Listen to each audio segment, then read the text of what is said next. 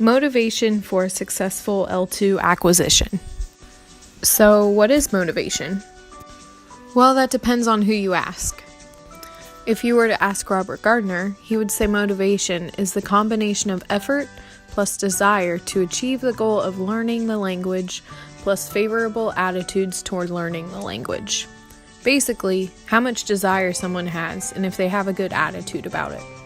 On the other hand, according to Dornier and Otto, motivation is the changing feelings or thoughts that order a person's actions and attempts to reach a goal or desire. So one of the reasons that motivation is so complex is because there are so many types of motivation. A commonly known form is intrinsic motivation. Intrinsic motivation is motivation for the self. This is when you do something because you enjoy doing it. Alternatively, there's extrinsic motivation. This is motivation that's driven by external forces. Our behavior is driven by rewards, like grades or money. When there is no motivation at all, it's called amotivation. This is when a student has no desire to do the activity and feels that there is no hope for the desired outcome. Integrative motivation is when the student has a genuine interest in learning the language to become closer to that L2 community. Next, instrumental motivation is similar to extrinsic.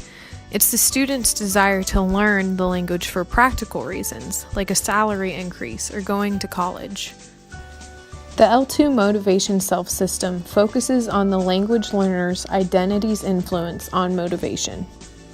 As you can see, motivation is a complex concept. There's many forms that it comes in.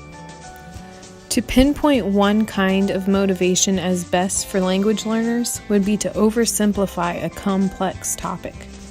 What teachers need to remember is that each student is unique. Each student comes from different backgrounds, different family environments, and have different interests, and these things all influence what motivates them. This is why it is so important for teachers to know their students. Talk to your students and find out what motivates them. That way, you can support them as they work towards successful language acquisition.